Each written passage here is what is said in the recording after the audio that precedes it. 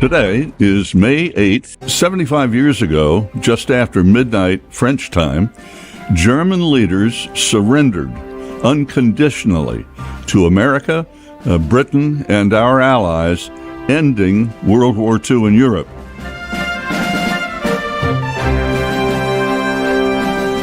Today, we honor and commemorate all those who died and all those who served in uniform and civilians at home to protect our way of life.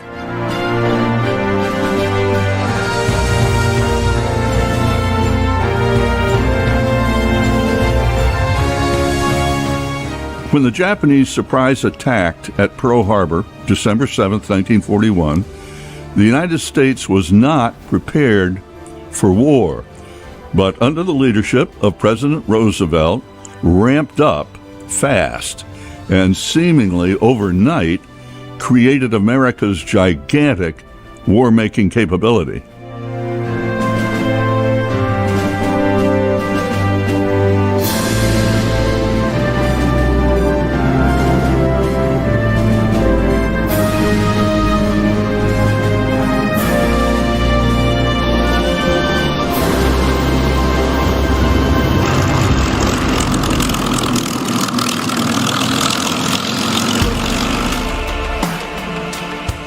Those 3.5 years saw America at its very best.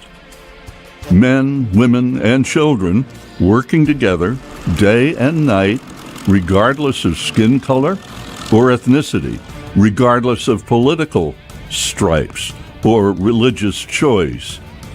Replacing men who had gone to war, millions of women invaded factories and made ships and planes, tanks and trucks, guns and grenades, bombs and bullets. School children knitted wool squares to make blankets for our wounded soldiers. Penicillin was introduced.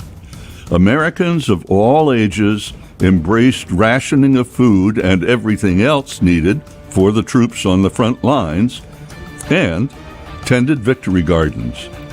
Americans working together. America at its very best.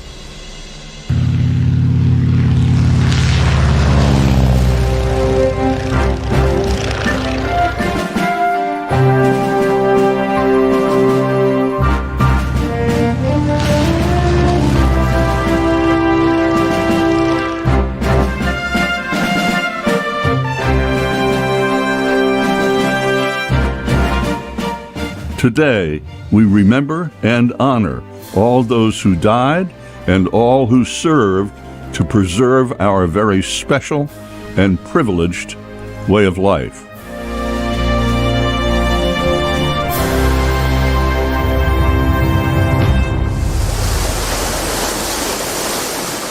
It was a typically beautiful Honolulu morning, Sunday, December 7, 1941. Some were on their way to church, others sleeping off Saturday night fun, while the military and civilians enjoyed their quiet, comfortable, complacent dawn. 6 Japanese aircraft carriers were steaming to within flying range of Pearl Harbor and Ford Field. At exactly 7:48 a.m., the first of 353 Japanese planes started dropping bombs on the bulk of our country's Pacific Fleet, which was mostly lined up, tied up, still in the water, in the tiny harbor, sitting ducks. 9 minutes later, at 7:57 that awful morning, a radio message crackled across the island. Quote, "Air raid, Pearl Harbor. This is not a drill." In the stunning 2-hour surprise attack by Japanese aircraft and submarines, 18 ships were sunk or damaged. Most of nearly 300 Navy, Marine, and Air Corps planes were decimated where they sat on tarmacs. Only a handful of American military aircraft got off the ground. 29 Japanese planes were shot down that morning. more than 2,400 of our Marines, sailors, soldiers, and civilians died. Nearly 1,200 were wounded. The world would never be the same.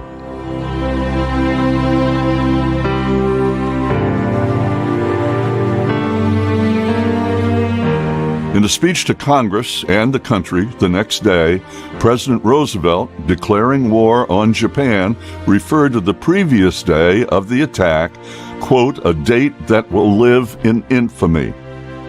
A state of war has existed between the United States and the Japanese Empire. Admiral Yamamoto, the Japanese fleet commander who masterminded the attack, said, quote, "I fear all we have done today is to awaken a great sleeping giant and fill him with terrible resolve," unquote. Little did he know.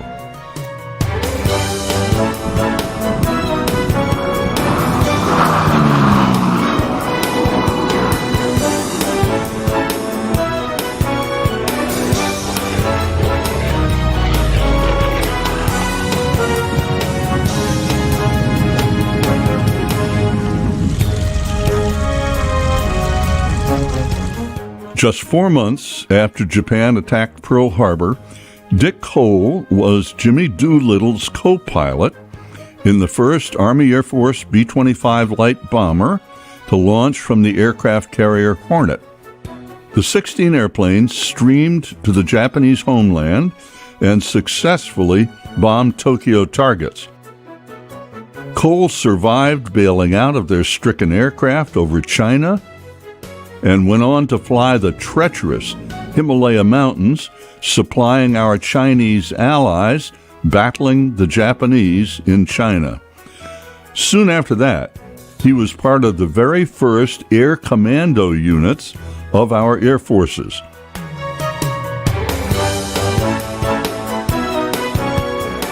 After his long and highly decorated Air Force career, Lieutenant Colonel Dick Cole passed away recently at age 103.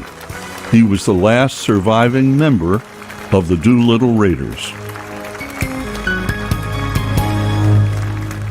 Dick, start us off, would you? There you were in the right seat of the B-25, the lead airplane to leave the aircraft carrier, April 18, 1942, and in the left seat, Lieutenant Colonel and Lieutenant Colonel Jimmy Doolittle. What kind of a man was he, and how well did you know him at that point, Dick? Well, David, back in 1990, I had written some little notes concerning my thoughts about Colonel Doolittle. And if you don't mind, yeah. Oh, you go.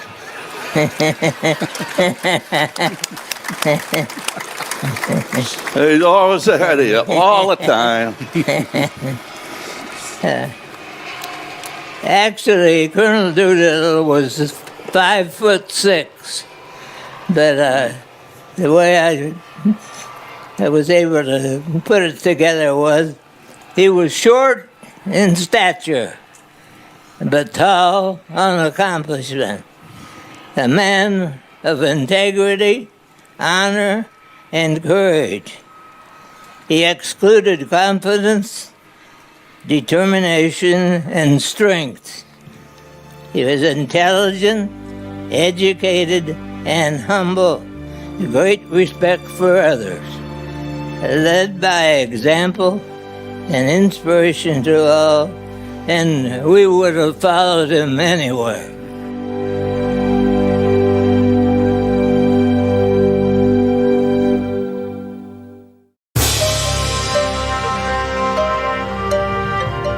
I, for one, wanted to make sure that I arrived at the airplane before Colonel Doolittle.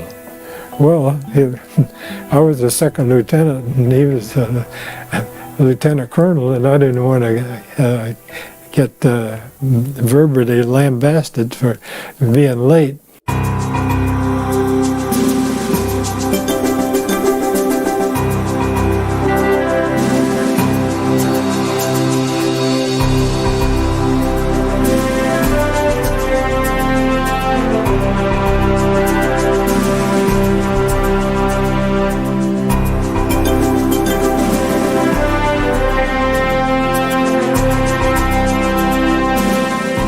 I want you to know that the Raiders really appreciate your loyalty over the years.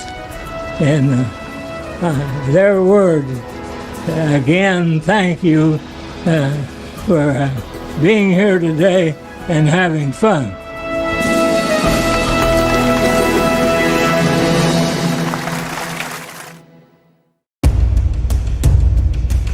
In jeder Stunde, an jedem Tag, nur zu denken an Deutschland, an Volk und an Reich, an unsere deutsche Nation, unser deutsches Volk, Sieg! Sieg!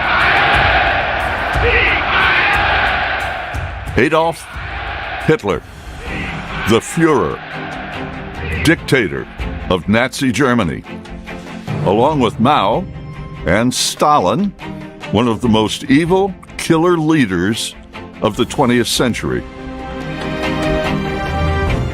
The Treaty of Versailles ended World War I. The treaty stripped defeated Germany of territory, of weapons, and what was left of its economy. Hitler was provoked to write his book, Mein Kampf, in English, My Struggle, where he laid out his plan for a new world order. His Nazi Party would restore Germany and take over Europe.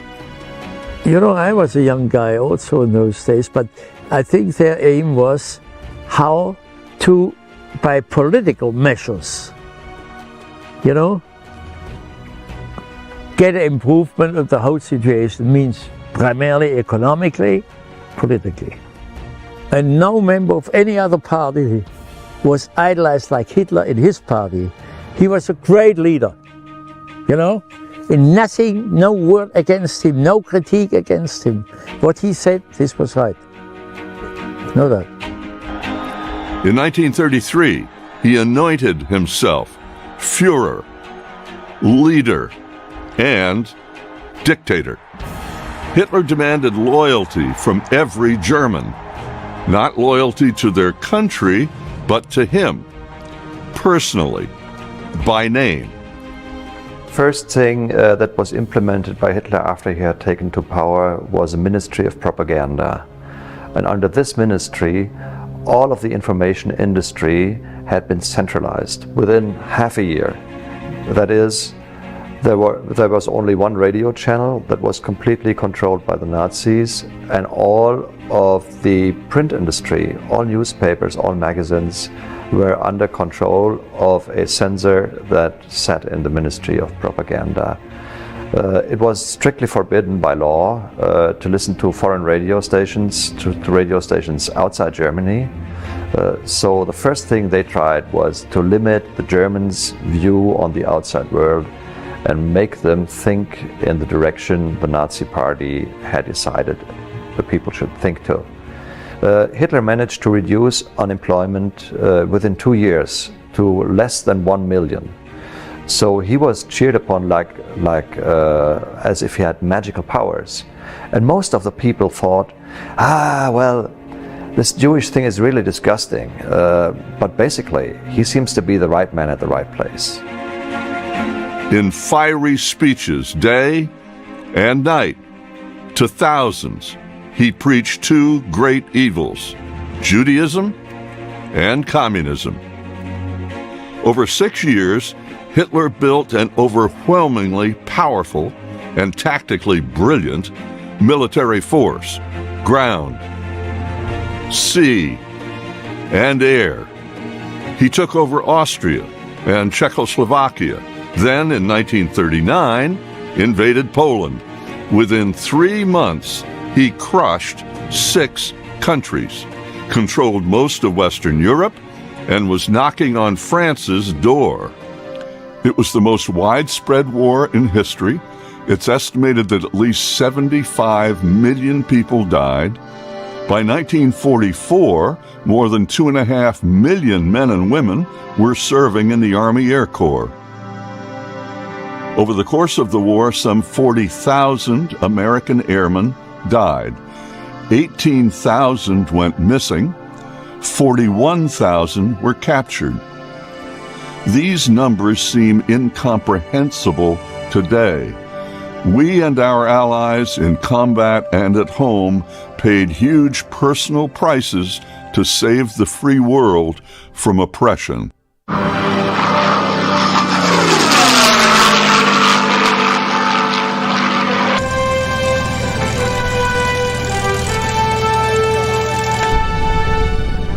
Clarence E. Bud Anderson is a retired United States Air Force colonel and World War II fighter pilot. At age 98, he is our country's ranking living fighter ace with 16 and a quarter air victories flying the P-51 Mustang over Germany and Europe.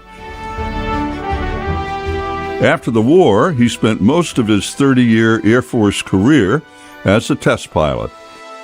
His last assignment was as wing commander of a tactical fighter wing in Vietnam. He is highly decorated and an inductee of the National Aviation Hall of Fame.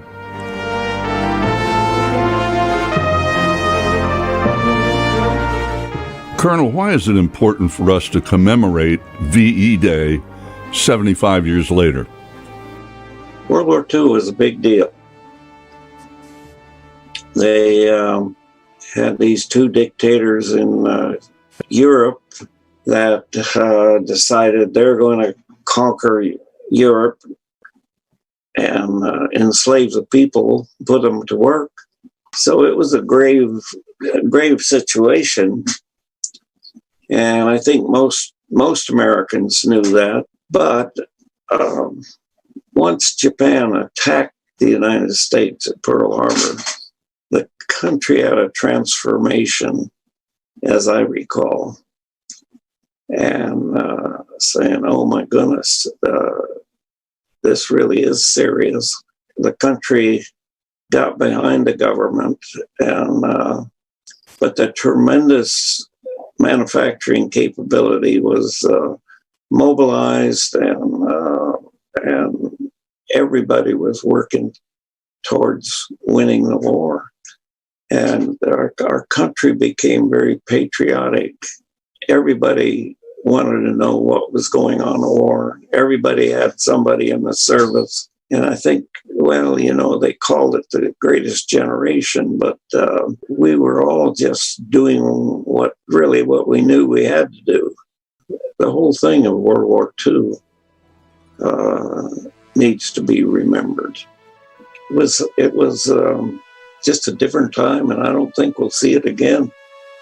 If there is such a thing as a regular mission, please describe one. How many aircraft, what types, and what were the missions? I would say there is no typical mission. It would be like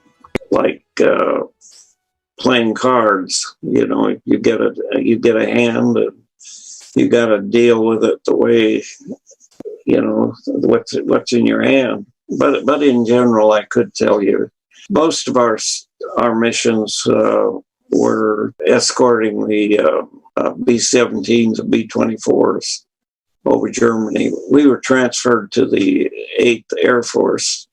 Let's say a mission to Berlin, perhaps. We had a B-17 group very close to us, and we could hear them taking off while we're still in bed. So we'd go to the big briefing, and then we'd find out where we're going. Then you started the engine up on start engine time, and you taxied out, and then you looked for your flight to come by. Then you taxied out and got in position. Here we are now. We're taxiing out 16 airplanes, and probably had 2 spares behind that. And then the leader would set course. We'd fly a kind of line of rest on a straight course towards our rendezvous with the bombers.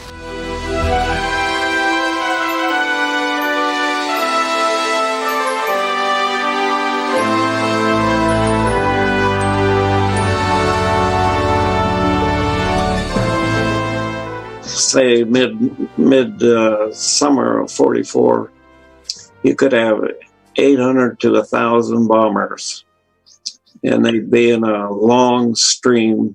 You know, just once you joined it, it was as far as the eye could see. And especially if they were pulling contrails, it was a very impressive sight. And then we'd pull up at the rendezvous point, and then remember the B-17s, B-24s on their tail. They had these big emblems, a square D or a triangle J, big letters up on the vertical stabilizers. Then we would set up a zigzag course across the top of them to keep our speed up.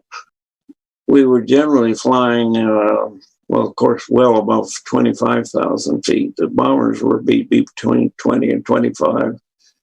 And we'd, sometimes you'd be up at 30, 36, 37, trying to get on top of the overcast. And it's minus 50 up there. The B-51 did not have a good heater. It had a little dinky tube that was over your right leg up near the bottom of the instrument panel, and it had the words heat on it. But the only way I conquered it, I finally found we got some issue bomber boots. I could stay pretty warm. We had people like to know in that time, you know, what do you do if you have to go? And we did have a relief tube on it, but I never used it because of such a high altitude. Sometimes that thing would, it was down under your seat. You could bring it out, and it was a tube, but it would ice up, and you'd end up with a. We were young. We had pretty good bladders, so if you didn't drink a lot of coffee beforehand, I could make it. And depending on what time after January of '44, we pretty much had free range. Doolittle had turned us loose, so let us follow the enemy down to the ground.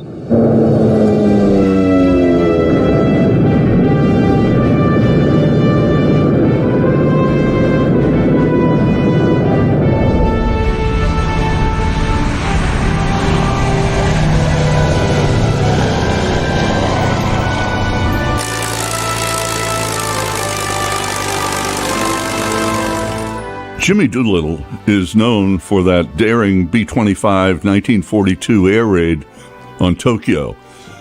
But how profound an effect did he also have on the air war over Germany a couple of years later? General Doolittle was my personal heroes. When we first got over there, the 8th Air Force in November of '43, the 8th Air Force was in trouble with the bombing. They thought that they could go over there in these large formations by themselves. They didn't even need fighter escort. Remember, we call them the Flying Fortress, fight its way in, fight its way out. Well, they forgot to tell the Luftwaffe about it, and they were taking a tremendous toll. And they finally had to have a bombing halt in late '43. So they told us how to escort. They wanted us to stay close to the bombers. They wanted us to fly over the top, around them. They wanted to see you. They wanted us close. That, as it turned out, that wasn't the best way to do it. They said, when the enemy attacks the B-17s, we want you to drive them away and come back. We actually had an altitude limit. We could go to... we could follow the enemy to 18,000 feet. And if we hadn't shot them down, we had to break it off, come back up and escort. So that's what we were doing up through the time until Jimmy Doolittle took over. So when he arrived, he went down to 8th Air Force headquarters, and walked in there and he saw this big sign over the door that the mission of the 8th Fighter Command is to bring the bombers home safely, something like that. He said, "Who put that up there?" And General Kepner said, "I don't know. It was here when I got here." He said, "Well, tear it down. The mission of the 8th Fighter Command is to destroy the Luftwaffe." And he said, "From now on, you fighter pilots, we want you to, when you engage the enemy, follow them, take them to the ground, and kill them." But we could also turn a squadron, perhaps, let them go out and freelance and see if they could find these huge formations of Germans that were concentrating, joining up in maybe 100, 200 airplanes and try to overwhelm the escort in one spot. The spring of 1944, I think most historians agree that that's when we broke the back of the Luftwaffe.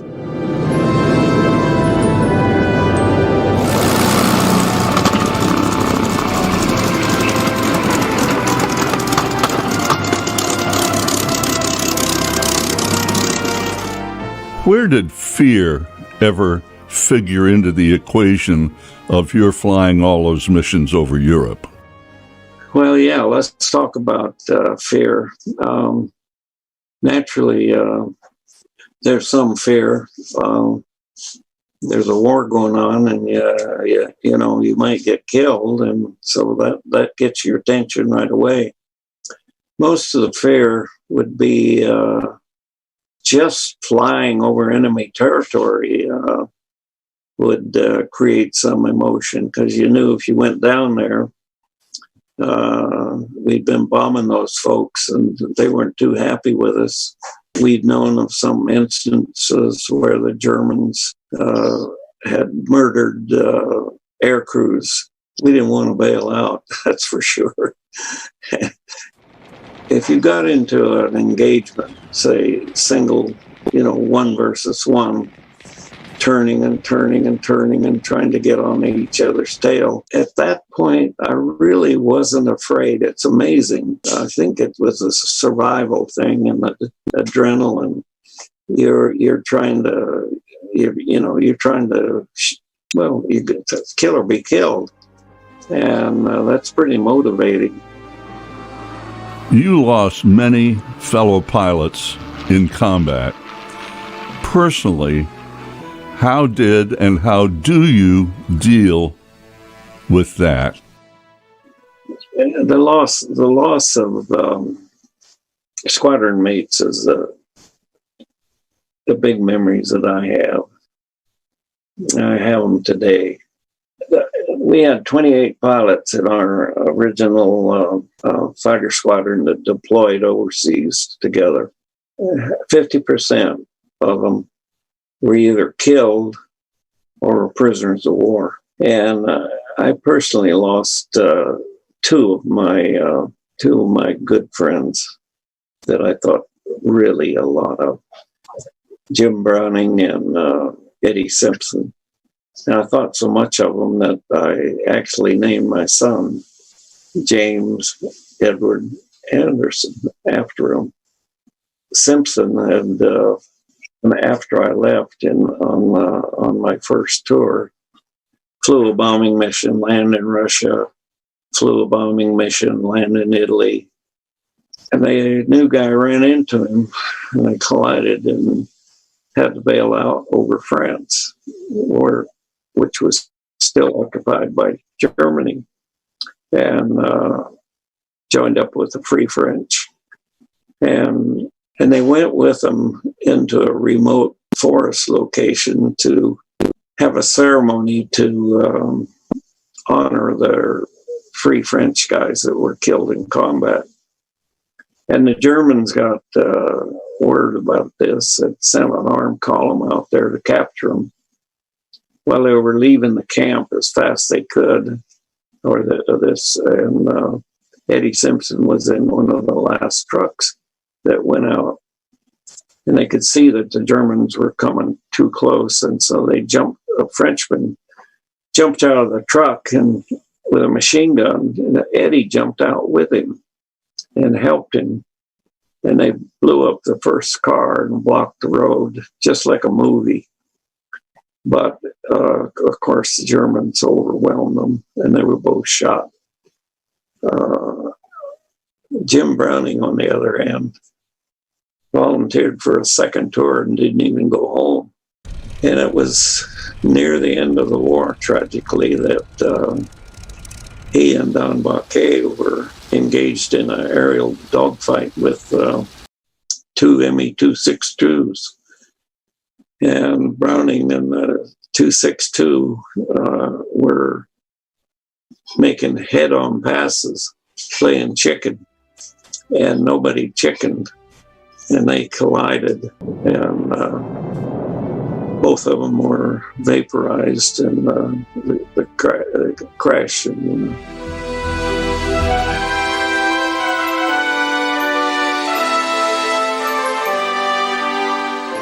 How proud were your maintenance crews of their work on your airplanes? well, our ground crews were, well, my ground crew in particular, were fantastic. I flew that 116 missions, which is 480 hours and 20 minutes, I think, without a single abort, mechanical abort, or any kind of an abort for the whole time, which is an incredible record. And it's all due to my crew chiefs. And Otto Heino was my crew chief. And later I picked up my armor, Leon Zimmerman, Corporal Zimmerman. They weren't doing the dying, but they were doing the work too. So I can't say enough about the crew chiefs of the world. We couldn't do without them, and I had the best of the best. They kept me alive.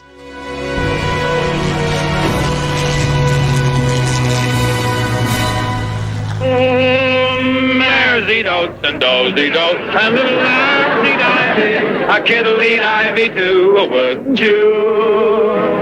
Irzy-dos and dozy-dos and little ivy-divey, a kiddly-divey too, wouldn't you? Dum-dum-dee-dee. I got you going to do a show tonight. Bob Hope was a megastar of vaudeville, movies, TV, and radio for generations. Beginning in the early 1940s, around the start of World War II, and throughout the war, Bob Hope performed his regular weekly radio programs 144 times, nearly all of them on location as near to combat front lines as possible. He boosted morale where it was needed most among our young men and women fighting for our freedoms. Thank you. How do you do, fellas? This is Bob. This is Bob, Command Performance Hope, telling each Nazi that's in Russia today that Crimea doesn't pay. Hope's eldest daughter, Linda Hope, is an author, award-winning TV producer, and chair and CEO of the Bob and Dolores Hope Foundation. Linda, why is it important for all of us to commemorate this 75th anniversary of the end of World War II in Europe?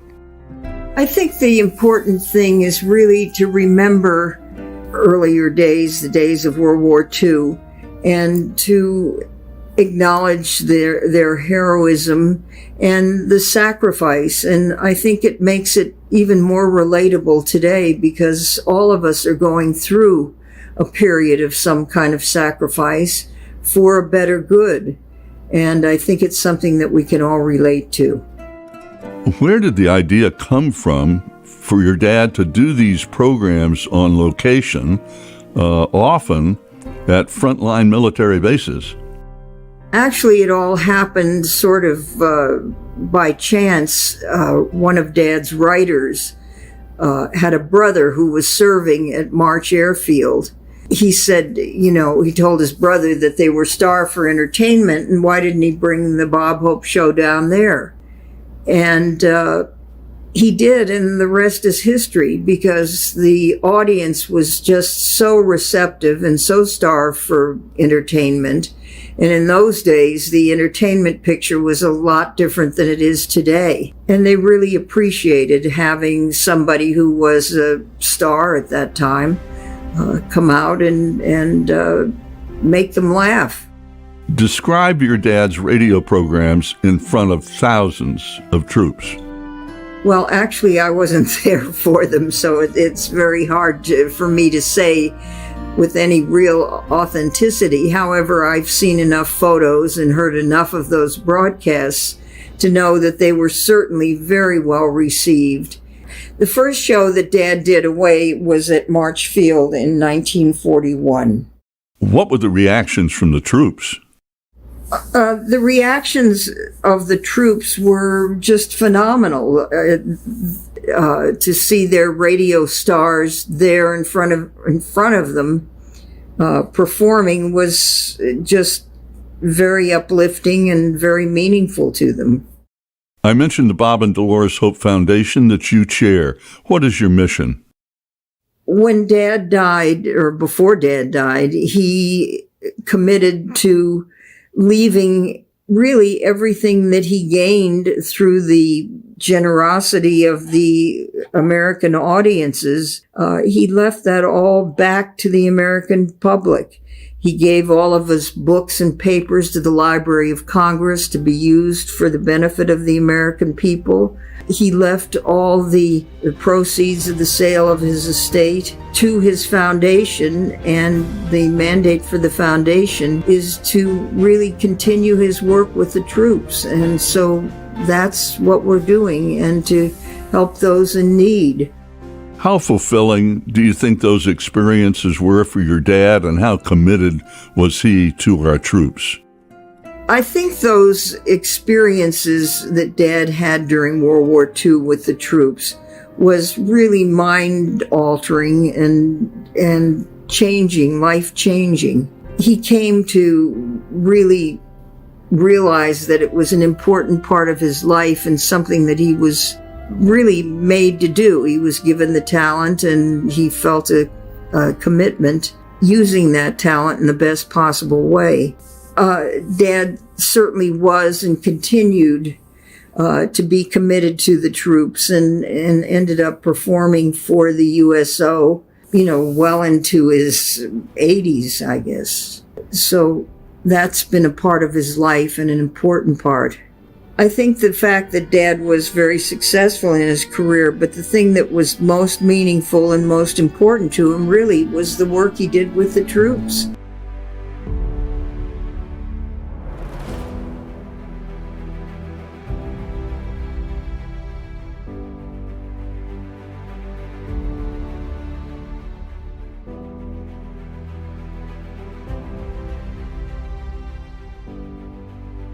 Bob Hope. Well, this is it. That day we've been waiting for, that day we've been praying for. This day means so many different things to so many different people. To the men who made this day possible, who wrote VE on the calendar in letters of blood, we know that it means the beginning of life again. It means a girl with gold, or with midnight or the setting sun in her hair. It means children known only by snapshots. It means home. Thanks to their sacrifices, we still have homes. Thanks to their sacrifices, there's one place left where you can still walk down a street and find all the buildings still in one piece. That was their promise to humanity, to sacrifice, and the world knows how completely they've kept their promise. To their wives, mothers, all their relatives and friends, this day is a day of relief. It means the end of worry and of sleepless nights. We've been headed for this day, May 8, 1945, for 3.5 years of war. 3.5 years is a long time. For many Americans, it'll be forever. A terrible menace to civilization has been erased. One big roadblock on the way to that final victory day of full rejoicing has been removed. Congratulations, men.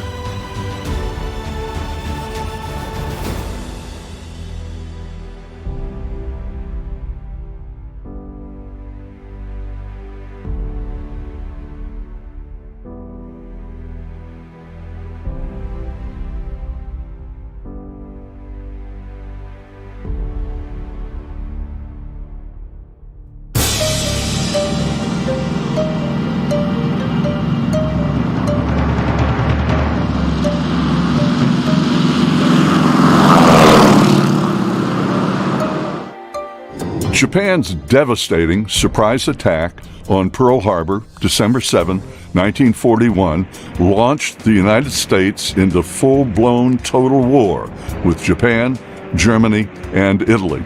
Our civilian economy was transformed from civilian to wartime production, it seemed, overnight. Tens of thousands of young men enlisted or were drafted into uniform to fight the war.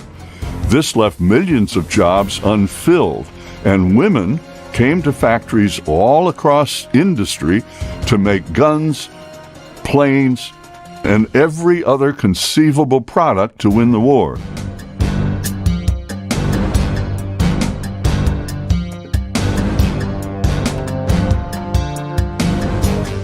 Nearly 19 million women were in America's wartime workforce, 3 million of them for their first time away from home responsibilities. Norman Rockwell's Saturday Evening Post cover, featuring Rosie the Riveter, was plastered all over the country, honoring women in America's fight. And we needed pilots for combat, tens of thousands of them. All of those would be young men, so female pilots jumped in to fill that void. In September 1942, two women's pilot organizations formed separately, the WFTD, Women's Flying Training Detachment, and the WAFS, Women's Auxiliary Ferrying Squadron. Well, in August 1943, those two were merged to create the WASP organization, Women's Air Force Service Pilots.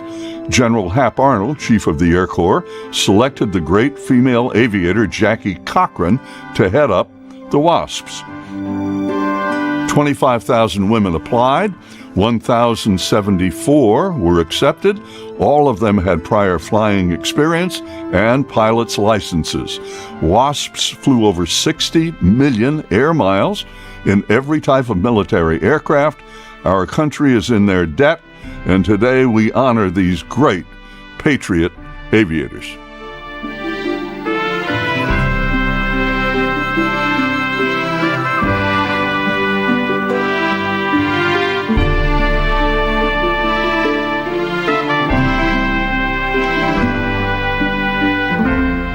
Schutze, start us off here.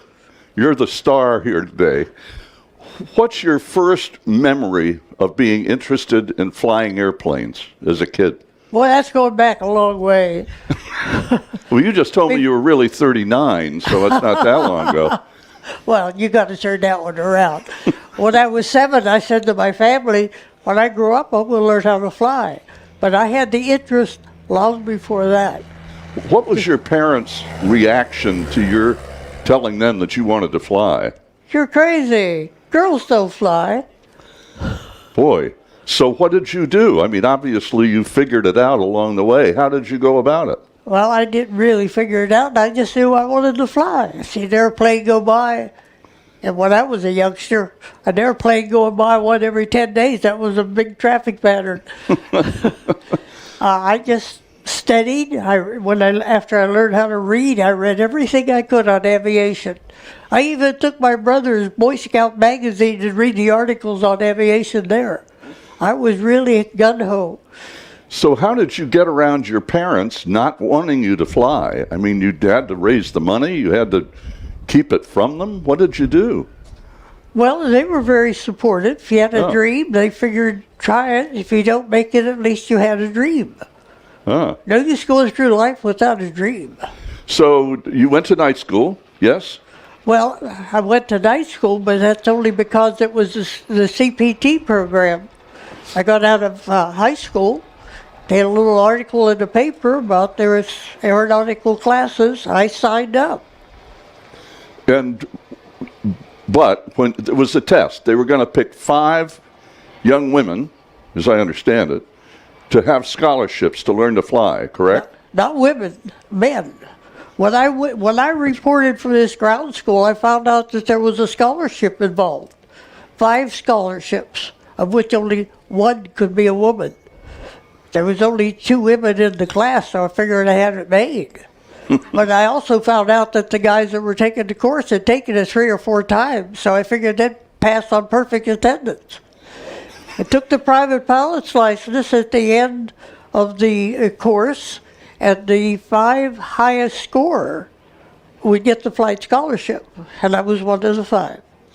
And then what happened? They took it away from me. What did they say when they took it away from you? The war in Europe isn't going well. We need men. Women don't fly, so we're going to give it to number 6. So what did you do to get around that? I fought it tooth and nail. My argument was, you gave it to me, it's mine, you're giving it away, you're stealing it. So I think I made such a fuss, they gave it back to me just to shut me up.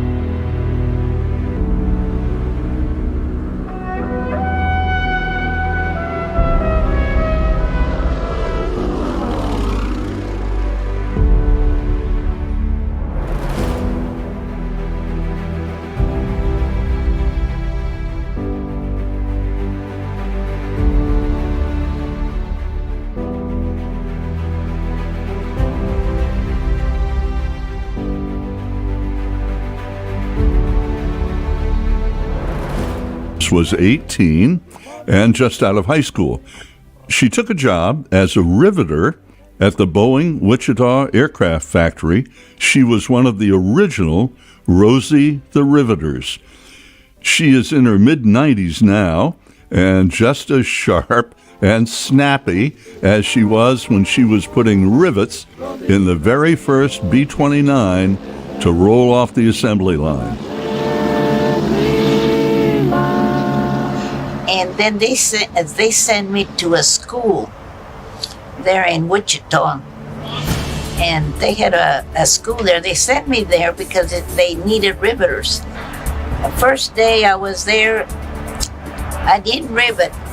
Kind of a little disappointing to me, but the reason I didn't was that the last B-17 was being, they were building it there, but they were going to finish it. And the next day they were going to start with the B-29. They asked me to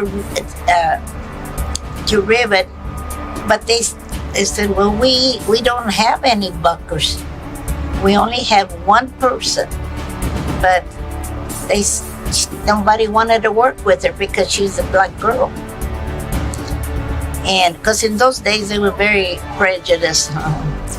Well, I said, I don't mind working with her because I'm a minority too, because I am of Mexican descent. So they said, are you sure? Yes, I'll work with her. So she became my partner, and I tell you, she was the best bucker. And if it hadn't been for her, I couldn't have riveted like I did. And then, of course, the Japanese also had Tokyo Rose. And she was always on the radio, and she was trying to break the morale of the boys. So that's why we started calling us Rosie the Riveter, because we were, well, it would make us so angry. And so all us women, we try to work harder so we can get those planes out of there so we can get to Japan.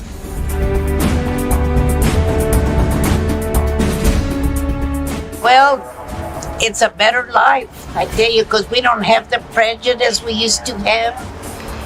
And everybody is treated more equal, you know, and it's a great place to live, America, because I've been in foreign countries. I went to Venezuela to help build a church in '97, and I tell you, there's nothing like the United States. So I am very proud to be an American citizen, that I was born in the United States.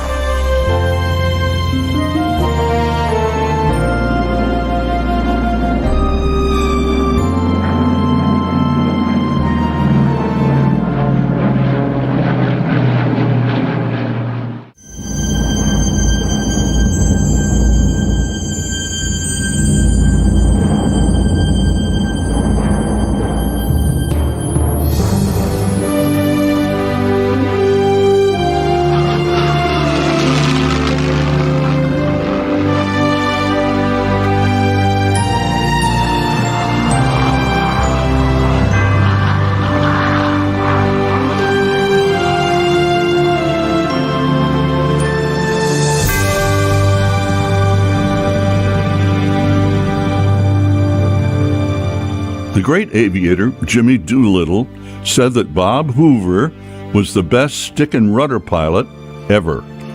Hoover was a World War II fighter pilot flying from North Africa over the Mediterranean and Sicily. He was shot down by the Luftwaffe and spent 16 months in Stalag I, a German prison camp in northern Germany. After several attempts to escape, he was finally successful. He commandeered a German fighter plane and flew himself to safety in Holland. Later, as a test pilot, he flew chase on the Bell XS-1 rocket flight that broke the sound barrier for the first time in 1947 and did take that famous photo of the flight. He is an inductee of the National Aviation Hall of Fame.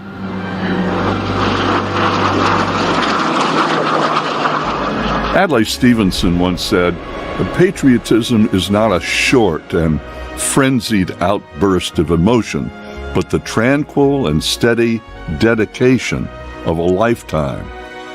Well, measured by that yardstick, there is no greater patriot than Bob Hoover, for love of country has indeed been his steady dedication of a lifetime. I guess I've been called a patriotic freak. I think that if we don't know the meaning of the national anthem and that flag that we've cherished so much, with its full appreciation for what it stands for, we're missing the best bet in the whole world. It stands for freedom. It stands for everything we believe in. The American flag, as a symbol of personal liberty, became an obsession of Bob Hoover's during the dark days that he spent as a prisoner of the Nazis in World War II. And in Germany, it was like a country club because you didn't get mistreated or you didn't get beat up or knocked unconscious unless you tried to escape. And I'm one of the dummies that I thought myself, I'm a patriot. I'm never going to give in to anybody. I'm fighting for our freedom. And when I couldn't see that flag, it made me angry, and it made me want to get out of that place any way I could, or make it as miserable for them to contain me as it could possibly be. And I'll admit, I was beaten up and dragged out unconscious. Some fella wrote a letter to the VA after the war, and he said, I watched them beat him to unconsciousness and drag him out, and I wondered if he ever survived the war. Well, obviously I did. Well, Bob Hoover eventually escaped from Stalag Luft I. Incredibly, he made his way to a German airfield, stole a German airplane, and flew himself to the Netherlands, which had already been liberated by the Allies. After the war, he was assigned to flight test at Wright-Patterson in Dayton, Ohio, and became a member of an elite cadre of pilots developing a whole new age in aviation, the jet age.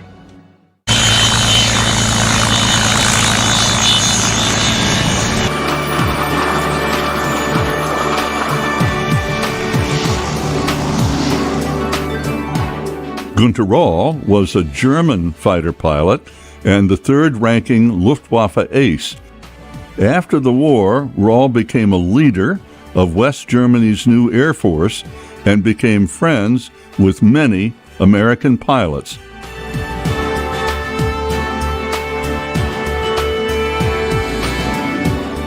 A fighter pilot has a personal relation to his enemy. He sees him. It's man to man, where we had the real dogfights in Russia, because you could see his face. So we respected each other.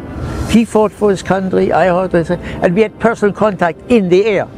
So you have a personal relationship, and this is that the fighter pilots after the war became friends. It's typical. I'm a very emotional guy for a fighter pilot, I'll tell you, but I love this country.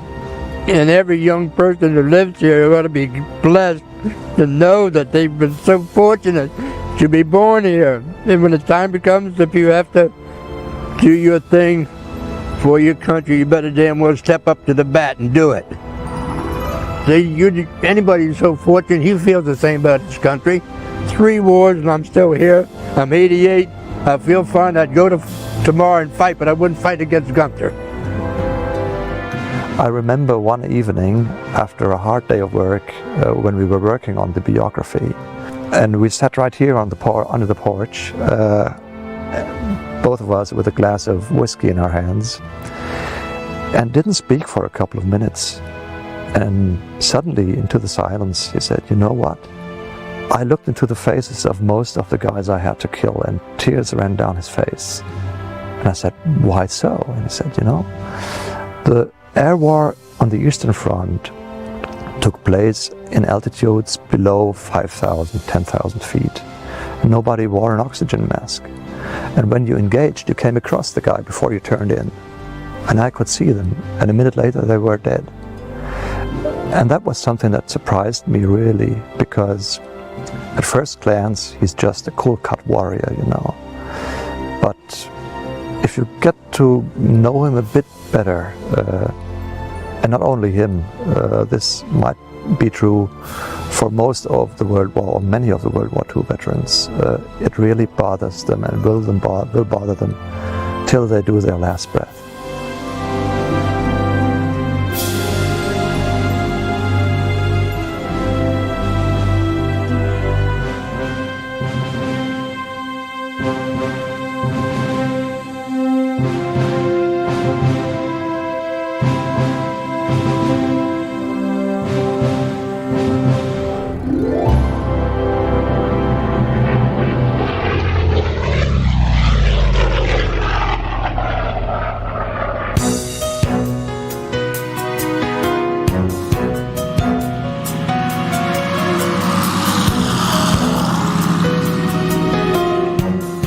In 1936, the Douglas Aircraft Company rolled out the first DC-3, it was called, a civilian airliner that led the way in passenger air travel.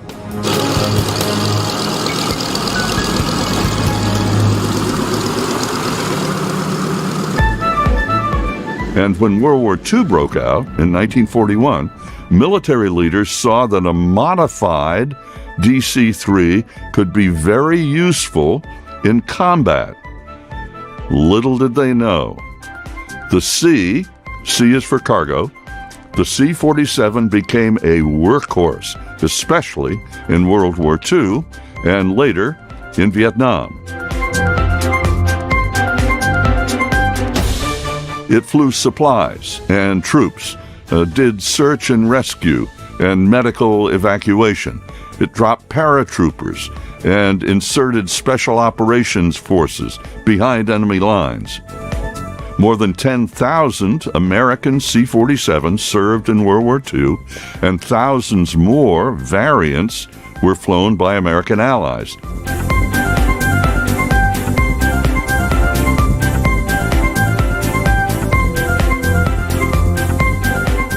The plane served in every theater during World War II.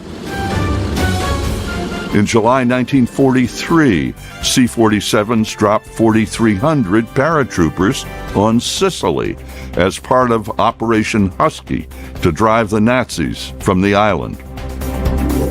In 1944, C-47s inserted special forces behind enemy lines for the very first time to clear Japanese from Burma. And June 6, 1944, was the day Allied forces invaded German-occupied France, D-Day. The night before, over 1,000 C-47s dropped 18,000 paratroopers into France in darkness. At dawn the next day, Allies stormed the Normandy beaches, 6,000 ships and landing craft, 11,000 aircraft, and over 150,000 soldiers, sailors, and Marines. It was the beginning of the end for Nazi Germany.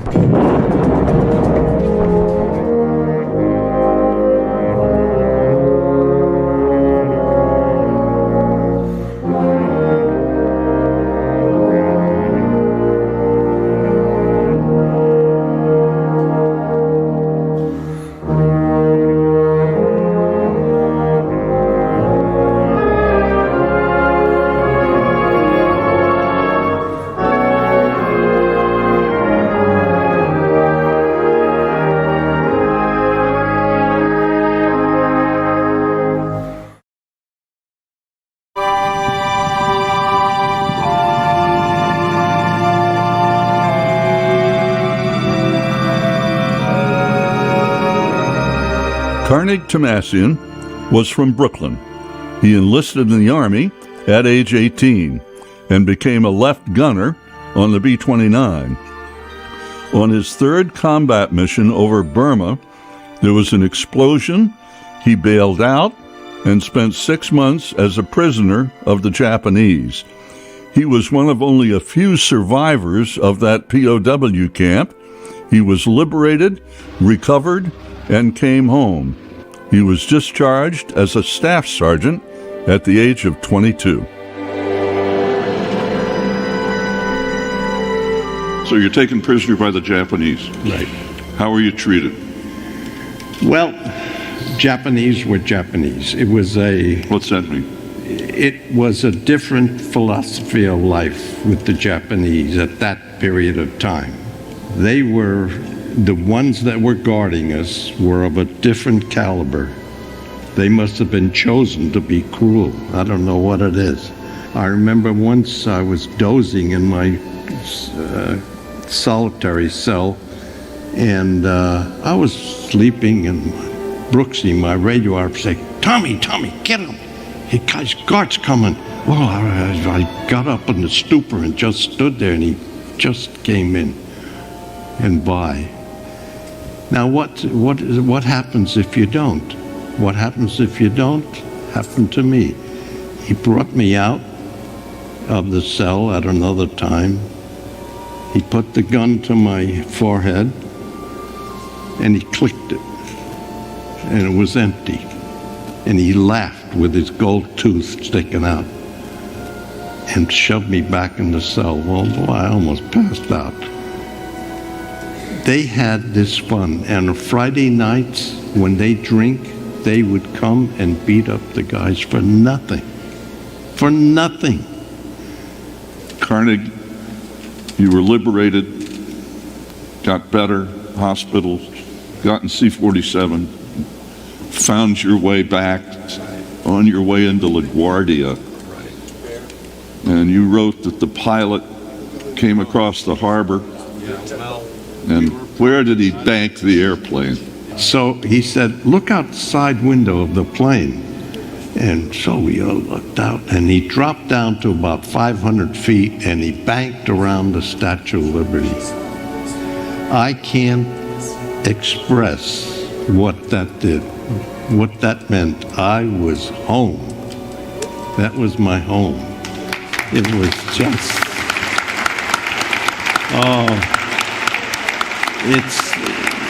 there are moments like this you can't really, you never forget, number one. And the other moment that I'll never forget is I went up to my apartment where I lived, and a Spalding ball came down, and I picked it up, and this little kid comes up with his hat in the side and his big glove, oversized glove. Give me the ball, he says.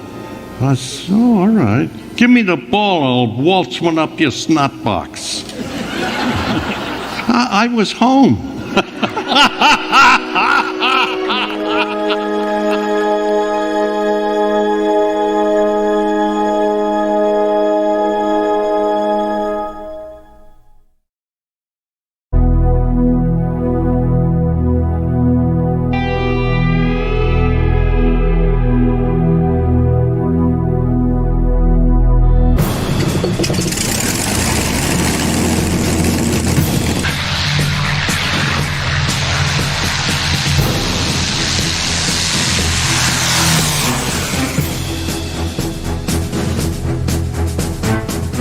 The United States military was segregated until many years after the end of World War II. There was as much racism in military leadership as in much of the country.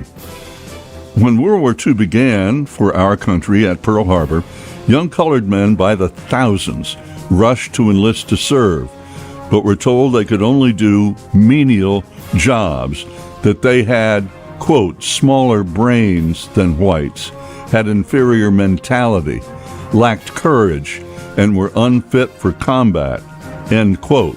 Nonsense, of course, as colored troops had served with honor and distinction in every war from the American Revolution through the Civil War and World War I.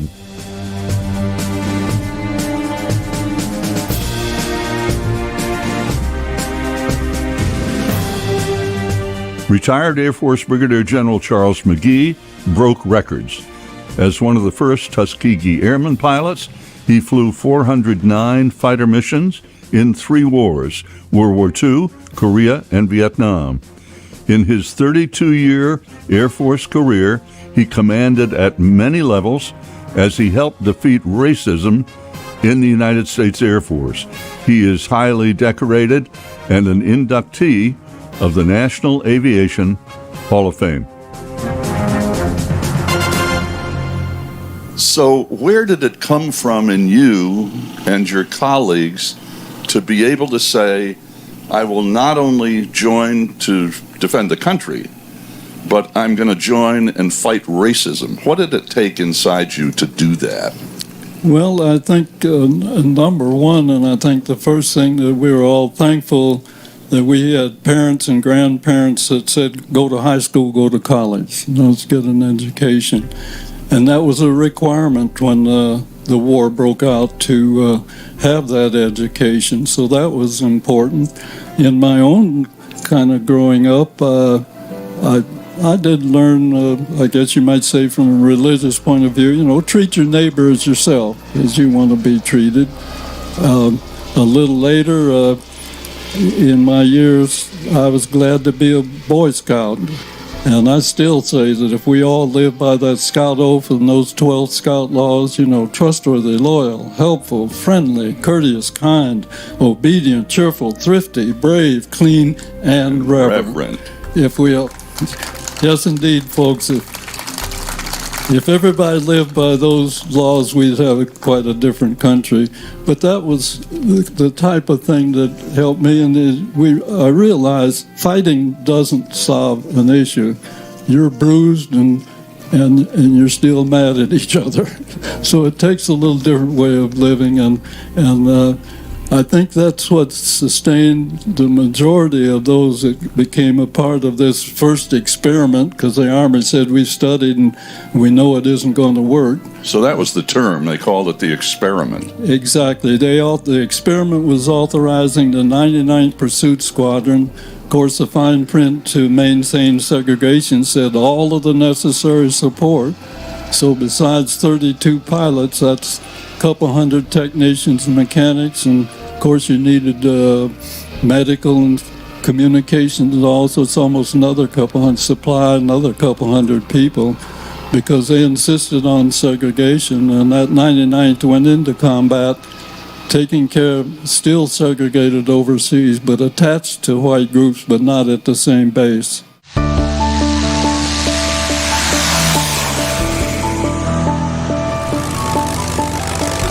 Charles, your incredible career in the Air Force, what is your experience growing up and in the Air Force told you about our country, about what our country is? Well, that's how much time do we have?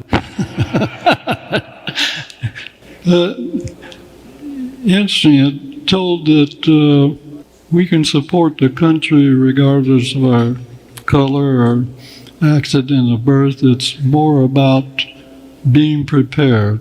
It's about having an education, being willing to serve this country and enjoy the freedoms that we so much enjoy, that creeping away in many little ways. But it's something that we need to let our young folks know. I think even that's what this flyby is going to do. Remember, don't forget, but we don't need to repeat it. And this is the type of thing that I think out of lessons, our experience allowed the move away from the attitudes that existed earlier, saying something we couldn't do or denying an opportunity. But it lifted up the challenge of being prepared, and this is a challenge to our young people today. There's so much going on, but it's the things they need to know to be a part of our country's future and continue to enjoy the freedoms that we have.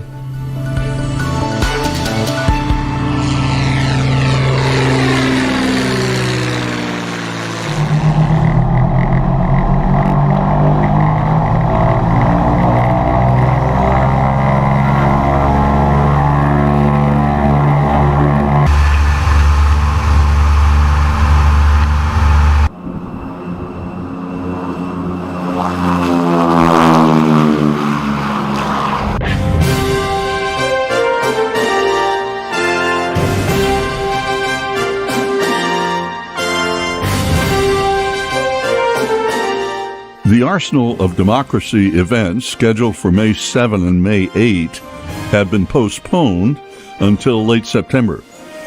The evening of September 24th, 8 World War II heroes will share their wartime experiences with the audience at a gala dinner. The following morning, more than 100 World War II type aircraft will do a giant flyover of the Lincoln Memorial, the Washington Monument, down the mall over the World War II Memorial, the new Eisenhower Memorial, Smithsonian Air and Space, and the Capitol. The events will commemorate and honor those who died in World War II and all who served then and now in the military, and the civilians who work at home to help protect our freedoms. For the Arsenal of Democracy, I'm David Hartman.